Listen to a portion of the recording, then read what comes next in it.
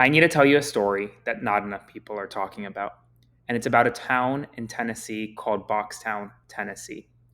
Earlier this year, Elon Musk brought XAI and one of the largest supercomputers in the entire world to Boxtown, Tennessee, just outside of Memphis, Tennessee. Boxtown is a predominantly black neighborhood. Nearly all of its residents are black. Many of its residents are earning less than $36,000 per year, with some below the poverty line. And right now, they are speaking out because they are choking.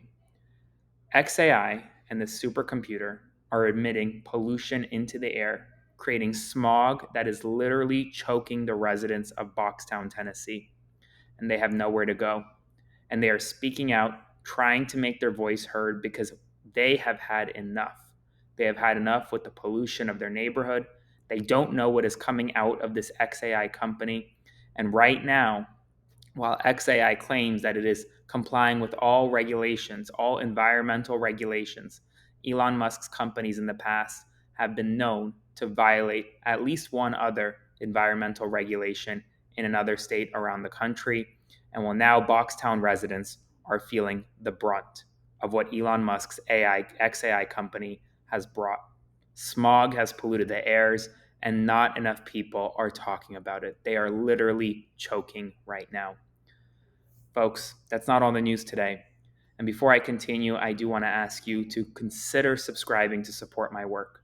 Click the button below, become a paid subscriber to my Substack. Consider sending a one-time donation via Venmo to Aaron, Aaron Parnas. I can only do this work. I can only shed light on stories like Boxtown, Tennessee, with your support. In other news, today the Washington Post has confirmed that the Trump Justice Department has executed a settlement agreement with none other than Ashley Babbitt, a January 6 insurrectionist who stormed the Capitol on January 6, 2021, and was shot by Capitol Police while in the effort of storming the Capitol.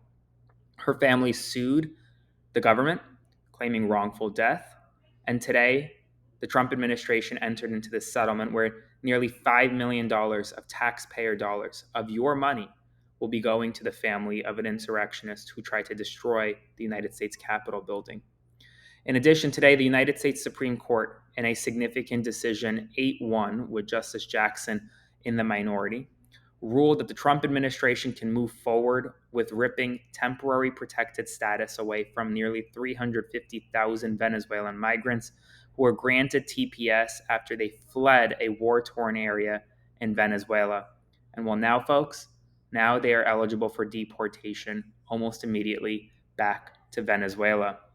Today, Naomi Biden, the president's granddaughter, strongly criticized Jake Tapper and Alex Thompson's new book about President Biden, calling it, quote, political fairy smut for the permanent professional chattering class. She's right. I refuse to buy into the fact that Jake Tapper and Alex Thompson are good faith journalists.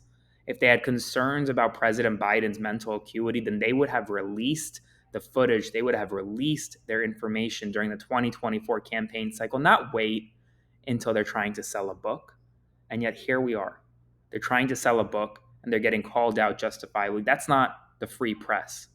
That's propaganda. Speaking about the free press, several free speech and civil rights groups, including the ACLU and Reporters Without Borders USA, have issued an open letter warning that freedoms of speech and the press are under threat in the Trump administration.